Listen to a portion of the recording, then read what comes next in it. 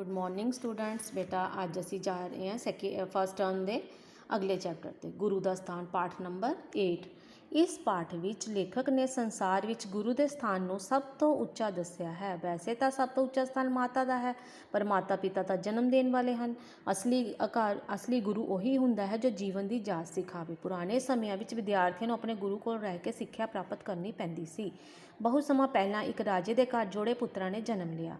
राजा राणी दोहां राजकुमारों बहुत प्यार करते सन। हौली हौली दोवें राजकुमार वड्डे हो गए। हुण राजे ने सोचा कि दोहां राजकुमारों की सिक्ख्या का प्रबंध किया जाए। उसने अपने वजीरां नाल सलाह मशवरा किया, विद्वानां नूं बुलाया गया। कई दिन विचार वटांदरा हुंदा रहा। आखिर राजकुमारों की सिक्ख्या लई एक ऋषि का आश्रम चुनिया गया। ऋषि नूं राजमहल विखे बड़े सत्कार नाल लिआंदा गया। राजे ने बड़ी निमरता नाल ऋषि नूं बेनती की कि राजकुमारों नूं अखर ज्ञान, शस्त्र विद्या, राजनीति सिक्ख्या देण ऋषि राजकुमार सिक्ख्या देण लई हाँ कर दी। दूसरे दिन भरे दरबार में ऋषि का सन्मान किया गया। राजकुमारों ने शाही वस्त्र उतार दिते गए तो साधारण कपड़े पा के राजा राणी के भरे मन नाल पुत्रां नूं ऋषि के नाल तोड़ दिता। ऋषि दोहां राजकुमारों नूं आश्रम विच लै गया। ऋषि का आश्रम जंगल विच सी।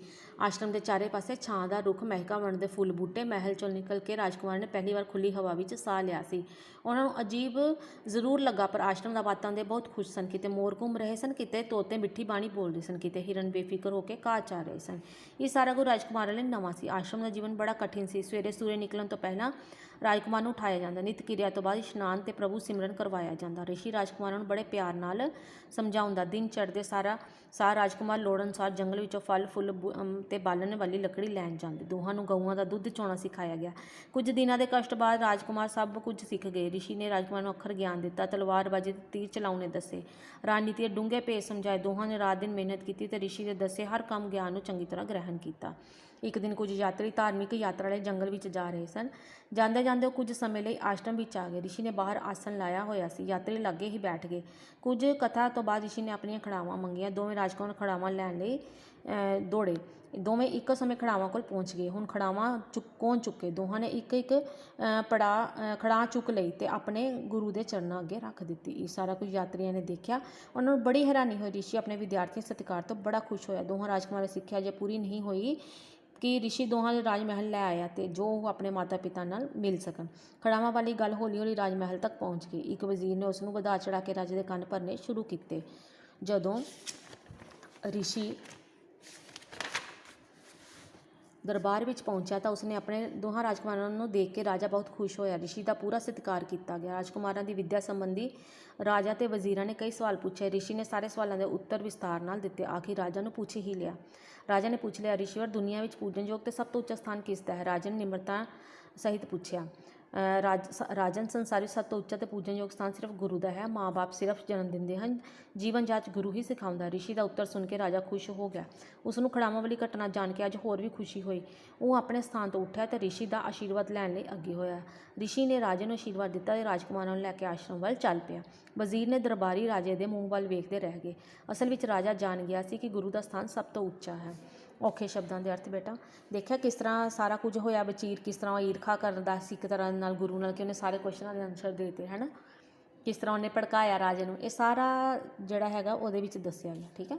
औखे शब्दों के अर्थ जोड़े। एक समय होने वाले विद्वान सियाणिया पढ़े लिखे लोगों विचार वटांदरा विचार आपस में विचार सांझे होना।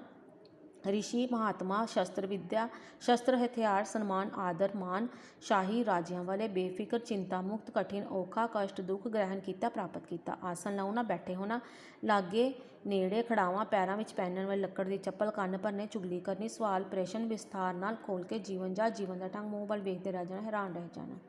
अगे बेटा देखो मौखी गल्लां। गुरु का स्थान सब तो उच्चा है। विद्यार्थियों ने अपने गुरु की पूरी इज्जत करनी चाहिए। पिछले समय में गुरु विच स्कूल नहीं सन होंदे। गुरुआं नूं विद्या ग्रहण करने गुरु के आश्रम या गुरुकुल विच जाना पैंदा सी। गुरु अपने चेलियां नूं दसदे सन कि कोई भी काम नीवां नहीं हुंदा। नीवीं आदमी की सोच हुंदी है, उसनूं अजिहे काम तो बचदी है। अज की सिक्ख्या इस करके व्यापार बनती जा रही। विद्यार्थी अध्यापकों की पूरी तरह सम्मान नहीं करते। अध्यापक भी काफ़ी हद तक अपने फर्जां नूं भुल बैठे हैं। बहु विकल्पी देखो ऑप्शन दिते हैं और सिर्फ मैं आंसर बोलांगी। ठीक है।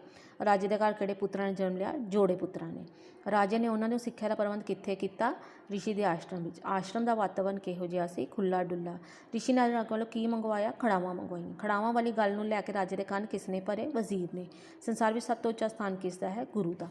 उस बाद छोटे क्वेश्चन आंसर आएंगे। ये साडे अपनी बुक के अकॉर्डिंगली होंगे आंसर। ठीक है। ਜਿਸ ਤਰ੍ਹਾਂ ਦਿੱਤੇ ਹੋਣਗੇ। ਉਸ ਤੋਂ ਬਾਅਦ ਵੱਡੇ ਕੁਐਸਚਨ ਆਨਸਰ ਆਉਣਗੇ ਜਿਹੜੇ 4-5 ਲਾਈਨਾਂ ਦੇ ਵਿੱਚ ਹੋਣਗੇ, ਉਹ ਵੀ ਬੁੱਕ ਦੇ ਅਕੋਰਡਿੰਗਲੀ ਚੱਲਣਗੇ। ਠੀਕ ਹੈ, ਵਾਕ ਵੀ ਤੁਸੀਂ ਆਪਣੀ ਨੌਲੇਜ ਦੇ ਅਕੋਰਡਿੰਗਲੀ ਬਣਾਓਗੇ। ਖਾਲੀ ਥਾਵਾਂ ਦੇਖੋ। ਰਾਜੇ ਦੇ ਘਰ ਜੋੜੇ ਪੁੱਤਰਾਂ ਨੇ ਜਨਮ ਲਿਆ। ਰਾਜਕੁਮਾਰਾਂ ਦੀ ਸਿੱਖਿਆ ਲਈ ਰਿਸ਼ੀ ਦਾ ਆਸ਼ਰਮ ਚੁਣਿਆ ਗਿਆ। ਰਿਸ਼ੀ ਨੇ ਰਾਜਕੁਮਾਰਾਂ ਨੂੰ ਤਲਵਾਰਬਾਜ਼ੀ, ਤੀਰ ਚਲਾਉਣ ਨੂੰ ਦੱਸਿਆ। ਸੰਸਾਰ ਵਿੱਚ ਸਭ ਤੋਂ ਉੱਚਾ ਪੂਜਨਯੋਗ ਸਥਾਨ ਸਿਰਫ ਗੁਰੂ ਦਾ ਹੈ। ਰਿਸ਼ੀ ਨੇ ਰਾਜੇ ਨੂੰ ਆਸ਼ੀਰਵਾਦ ਦਿੱਤਾ। ਰਾਜਕੁਮਾਰਾਂ ਨੂੰ ਲੈ ਕੇ ਚੱਲ ਪਿਆ। ਟਿਕ ਕ੍ਰੋਸ ਦੇਖੋ। ਵਿਦਵਾਨ ਰਿਸ਼ੀ ਲੋਕ ਹੁੰਦੇ ਹਨ। ਟਿਕ ਰਾਜਕੁਮਾਰਾਂ ਨੇ ਸ਼ਾਹੀ ਵਸਤਰਾਂ ਵਿੱਚ ਰਿਸ਼ੀ ਨਾਲ ਗਏ। ਕ੍ਰੋਸ ਆਸ਼ਰਮ ਦਾ ਵਾਤਾਵਰਨ ਬੜਾ ਖੁੱਲ੍ਹਾ ਸੀ। ਟਿਕ ਆਸ਼ਰਮ ਦਾ ਜੀਵਨ ਬੜਾ ਆਸਾਨ ਸੀ। ਕ੍ਰੋਸ ਵਜ਼ੀਰ ਨਹੀਂ ਸੀ ਚਾਹੁੰਦਾ ਕਿ ਰਾਜਕੁਮਾਰ ਰਿਸ਼ੀ ਦੀਆਂ ਖੜਾਵਾਂ ਚੁੱਕਣ। ਟਿਕ ਸੰਸਾਰ ਵਿੱਚ ਸਭ ਤੋਂ ਉੱਚਾ ਸਥਾਨ ਮਾਤਾ ਪਿਤਾ ਦਾ ਹੈ। ਕ੍ਰੋਸ ਗੁਰੂ ਦਾ ਹੁੰਦਾ। ਠੀਕ ਹੈ, ਅੱਗੇ ਦੇਖੋ। ਭਾਸ਼ਾ ਅਤੇ ਵਿਆਕਰਨ ਦੇ ਬਹੁਵਿਕਲਪੀ। ਰਾਜਾ ਦਾ ਵਿਰੋਧੀ ਸ਼ਬਦ ਰੰਕ। ਰਾਣੀ ਨੇ ਨੌਕਰ ਨੂੰ ਬੁਲਾਇਆ, ਲਿੰਗ ਬਦਲੀ ਗੋ। ਰਾਜੇ ਨੇ ਨੌਕਰਾਣੀ ਨੂੰ ਬੁਲਾਇਆ। ਥਰਡ ਵਾਲਾ। ਯਾਤਰੀ ਆਇਆ ਹੈ, ਯਾਤਰੀ ਆਏ ਹਨ। ਸ਼ੁੱਧ ਸ਼ਬਦ ਦੇਖੋ ਥਰਡ ਵਾਲਾ ਠੀਕ ਹੈ, ਖੁੱਲ੍ਹਾ। ਠੀਕ ਹੈ, ਅੱਗੇ ਦੇਖੋ। ਅਗੇਤਰ ਲਾਣੇ ਦਾ ਮਤਲਬ ਅੱਗੇ ਲਗਾ ਕੇ ਤੁਸੀਂ ਪਿੱਛੇ ਵਰਡ ਬਣਾਉਣੇ ਜਿਹੜਾ ਕੋਈ ਮਤਲਬ ਵੀ ਹੋਵੇ।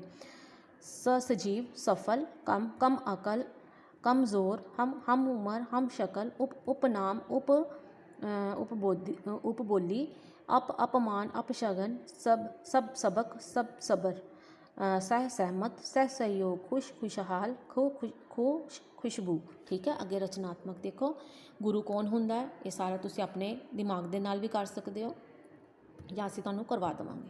ਪਿਛਲੇ ਸਮੇਂ ਵਿਦਿਆਰਥੀ ਸਿੱਖਿਆ ਕਿੱਥੇ ਗ੍ਰਹਿਣ ਕਰਦੇ ਸਨ? ਗੁਰੂਕੁਲ ਵਿੱਚ। ਠੀਕ ਹੈ, ਇਸ ਦਿੱਤਾ ਹੀ ਹੋਇਆ। ਰਾਜਕੁਮਾਰ ਸ਼ਸਤਰ ਵਿੱਦਿਆ ਕਿਉਂ ਸਿੱਖਦੇ ਹਨ? ਆਪਣੇ ਦੇਸ਼ ਨੂੰ, ਆਪਣੇ ਰਾਜ ਨੂੰ ਬਾਕੀਆਂ ਤੋਂ ਬਚਾਉਣ ਲਈ, ਬਾਕੀਆਂ ਦੇਸ਼ਾਂ ਤੋਂ ਬਚਾਉਣ ਲਈ। ਆਪਣੇ ਮਨਪਸੰਦ ਅਧਿਆਪਕ ਬਾਰੇ ਬੇਟਾ ਕੋਈ 10 ਲਾਈਨਾਂ ਜਾਂ 5 ਲਾਈਨਾਂ ਅੱਛੀਆਂ ਜਿਹੜੀਆਂ ਤੁਹਾਨੂੰ ਪਸੰਦ ਆ ਉਹਦੇ ਬਾਰੇ ਲਿਖ ਦਿਓ। ਤੁਸੀਂ ਸਕੂਲ ਵਿੱਚ ਕਿਹੜੀ ਖੇਡ ਖੇਡਦੇ ਹੋ ਉਸ ਬਾਰੇ ਲਿਖੋ। ਉਸ ਬਾਰੇ ਵੀ ਪੂਰਾ ਤੁਹਾਨੂੰ ਲਿਖਣਾ ਪਏਗਾ। ਇਹ ਜਨਰਲ ਕੁਐਸਚਨ ਹੈ, ਇਹ ਤੁਸੀਂ ਆਪਣੇ ਆਪ ਤੁਸੀਂ ਕਰ ਸਕਦੇ। ਠੀਕ ਹੈ, ਓਕੇ ਬੇਟਾ ਜੀ।